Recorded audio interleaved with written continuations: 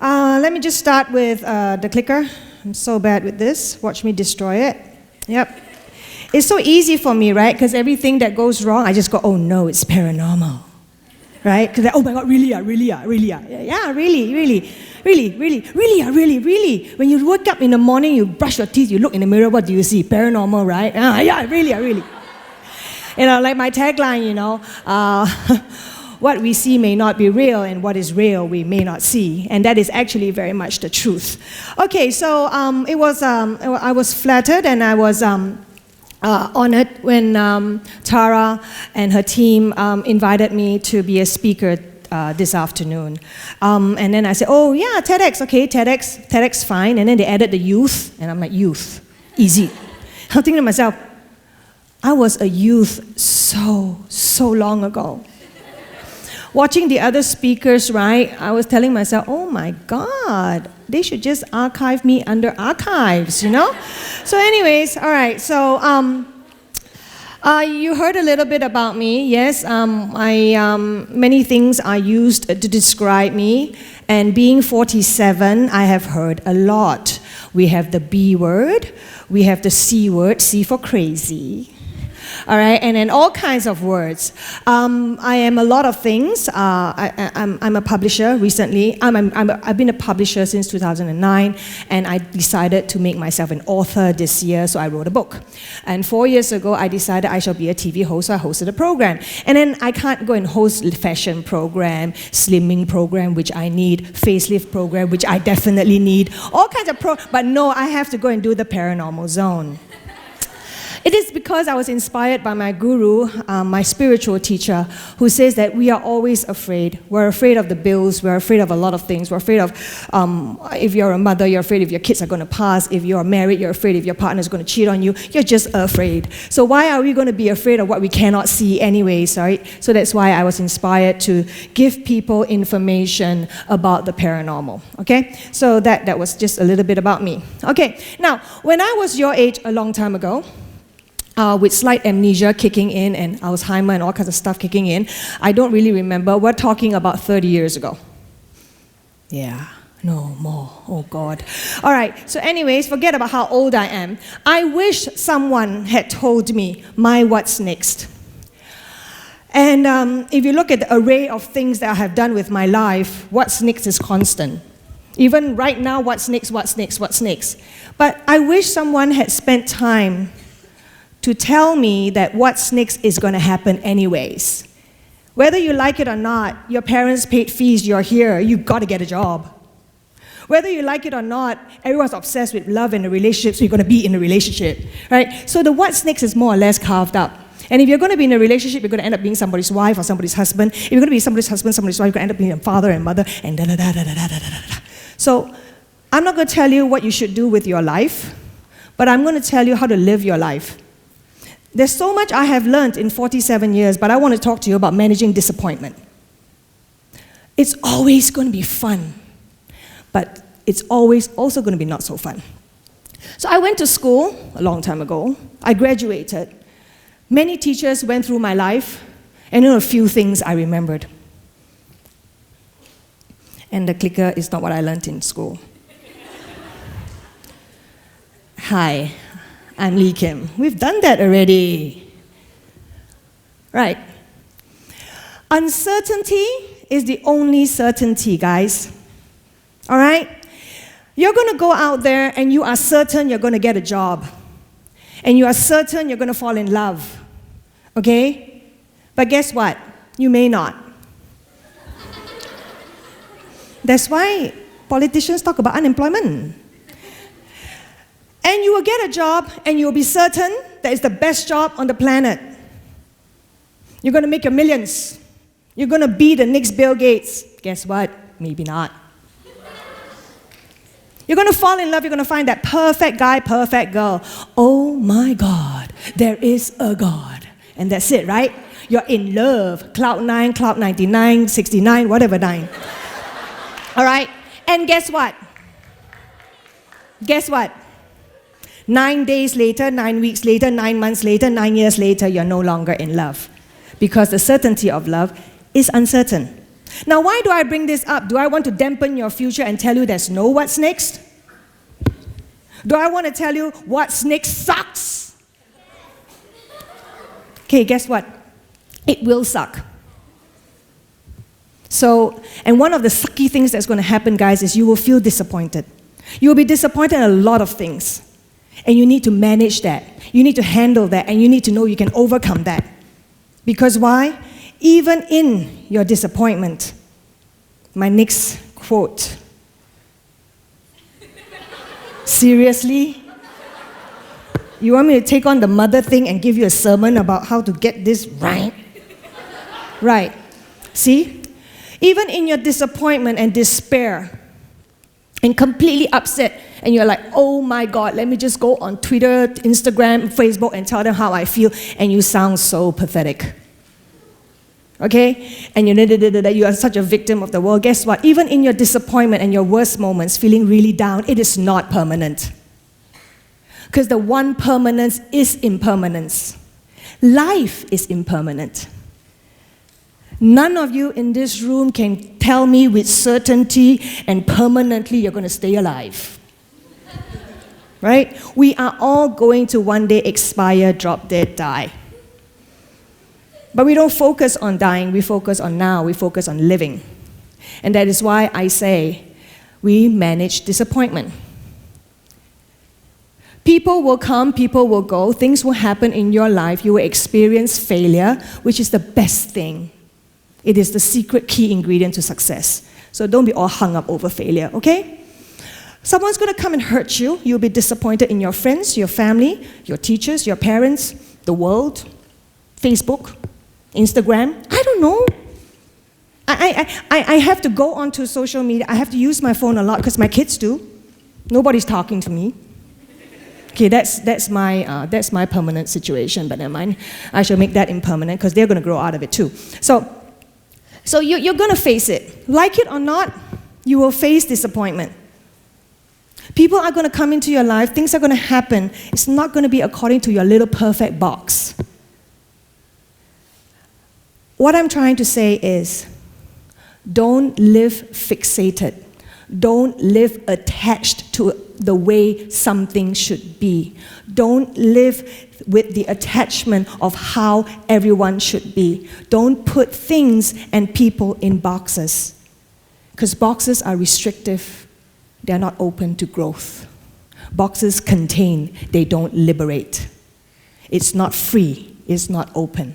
Once you accept that uncertainty is the one certainty, once you accept that the one permanence is impermanence, you will let things go. You won't get obsessed with things, especially. Being obsessed with the good things is fine. Okay? It's fine. Be focused. But if you're obsessed about things that how it should be, and when it doesn't, you break. How many times can you break? You're not a cat. You don't have 9 lives. How many times can you be disappointed and not get over it? How many times can you tell yourself, oh my God, I'm so sad. This person is such a person. How can you do this thing to me? This is TEDxYouth, right? Okay, so there are a lot of things I can't say. Over 30 years, you develop a lot of vocabulary. Okay? So, over 47 years, actually. I just discounted 17 years. But anyways, so what I'm trying to say, guys, girls, in case I'm called a sexist. I am a sexist, by the way. So what? I love male and female. Because you know why? I'm human, just like what Michelle said. Okay, so you will. Whether you like it or not. Whether you're prepared or not, you will be disappointed. And there's nothing wrong with that. There's nothing depressing about that. Just like failure. If you get over your disappointment, you come out stronger, you come out more prepared for the next disappointment. And in between your disappointments, you will enjoy life. Okay? Trust me. Okay? Come and see me when you're 47. I should be dead. But you can call on, play with the Ouija board. Call my name. I'll be there. Okay? All right? When you're 47, yeah? When you're 47 and you have an opportunity to get up here, you'll be talking about that.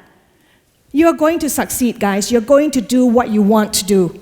And you will be happy doing it, I assure you. But you will hit moments of disappointment. And you need to tell yourself, hey, uncertainty is the one certainty, and the one permanence is impermanence. So even when you're down and upset, hurt, and in pain, it's impermanent. It will pass. Similarly, when you're ecstatic, happy, at a high, successful, it will always also not last. So constant endeavor to keep living. Every disappointment shouldn't stop you, nor every success should stop you from progress. Okay? So, unless you are planning to... Am I the only one that has this problem? I told you I was special. I always told you that. I always knew I was special. Like, special. Right. Okay, conflict like taxation and death is inevitable. Which one of you, raise your hands if you're planning to crawl into a hole and live alone? Anyone? No. Do you think at any point in your next decades of your life that the world will stop having human beings? You hope, right? You wish. Work on it. That could be your what's next. Okay. Now, as long as we are going to be interacting with human beings, this is very much linked with what Michelle was earlier saying. You will have conflict. Why? Because we all have egos, very big. We nurture our egos so that we are right. We want to be right. We desire to be right. Being right is everything. When was the last time you endorsed and made sure you were right and the person you were facing had tears in their eyes? When was the last time? Correct. So is your mission in life to make someone cry? Is your mission in life to hurt someone?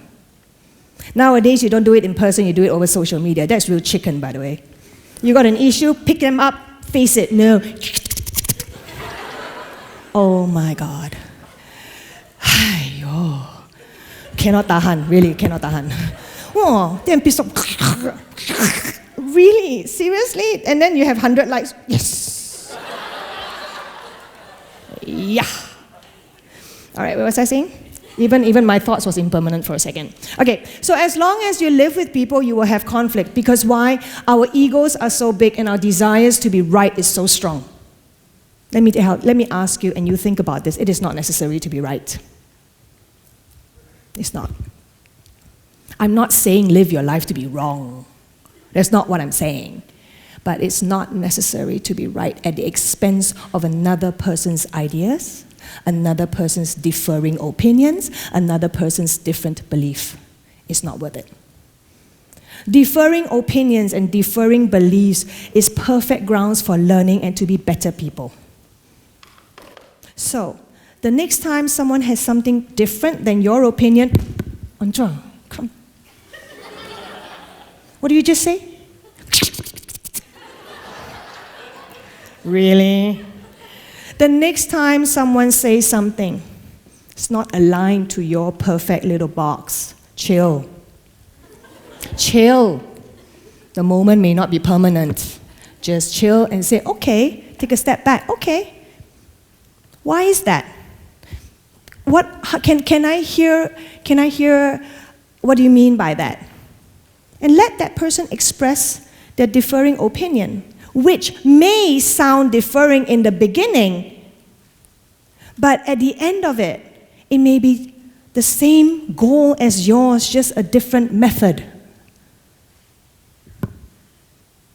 So instead of riding on your ego-righteous horse, which is actually a donkey, wanting to be right and not hearing what others want to say, you create conflict. There is enough conflict in this world on its own. You don't need to add to it. You need to be human. You need to practice humanitarian, humane behavior. Okay? An example of managing conflict. Put away your ego. In the morning, wake up, put your ego in the toilet. Okay? Get dressed, go to college, go to wherever you need to go. The next time someone comes to you and you are like looking forward to this amazing meeting and this person just seems agitated. Number one, don't take it personally. It may have nothing to do with you. Take a step back. Don't be righteous about what it should be and how this person should behave because you say so. And just say, hey, can I offer you a cup of coffee, tea? You seem a little bit, agitated. Is there anything I can do? Break the ice by being kind. Don't just start talking to yourself, wow, what's wrong with this person? They think they're so powerful, is it? Just because older than me, talk like my mother, is it? Don't have that. Don't start creating thoughts that's going to make you blurt out words that's going to create conflict. So, 2 minutes left. Yes, see? Even 18 minutes is not permanent. Right. Okay, so how do I get along life, yeah? 47 years, I've not been arrested for killing anybody. Trust me, I've had those thoughts. Like I want to kill this thing right now. Seriously. Is this a test of my mega... All right. Okay. Yeah, you see, not only do I have to host the Paranormal Zone, now I got to do an imitation of Darth Vader gone wrong. Right, compassion. People are like, oh, you're compassionate. So people think I'm stupid. No. Compassion is not about being soft. Compassion is not about being a doormat. Compassion, if you put everything, is very deep. I like to put it as being kind, being generous,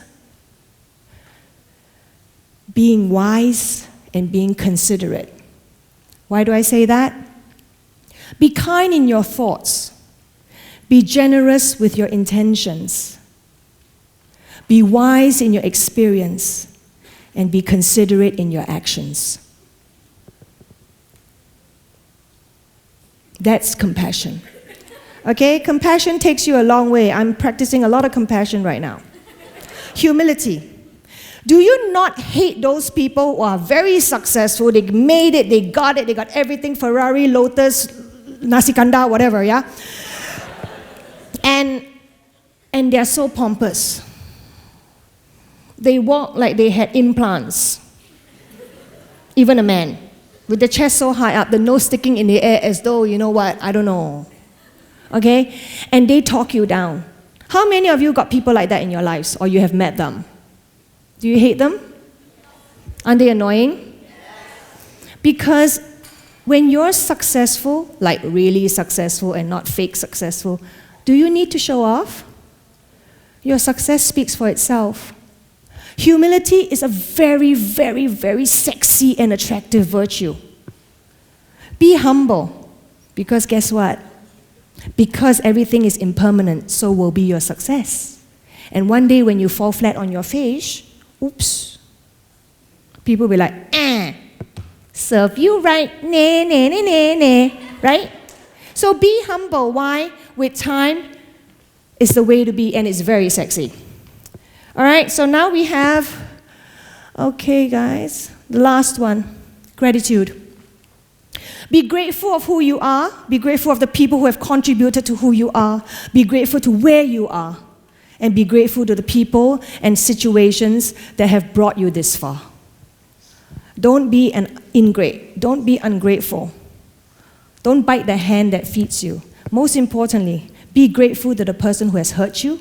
Be grateful to the person who has betrayed you. Be grateful to the person who has disappointed you. Be grateful to the person who stole from you. Why? They are your best teachers. They made you strong. That's if you manage your disappointment. All right? So what's next for you is to walk away with what I have shared. Live compassionately. Live with humility. Live with gratitude. On that note, have a great what's next and have a great future.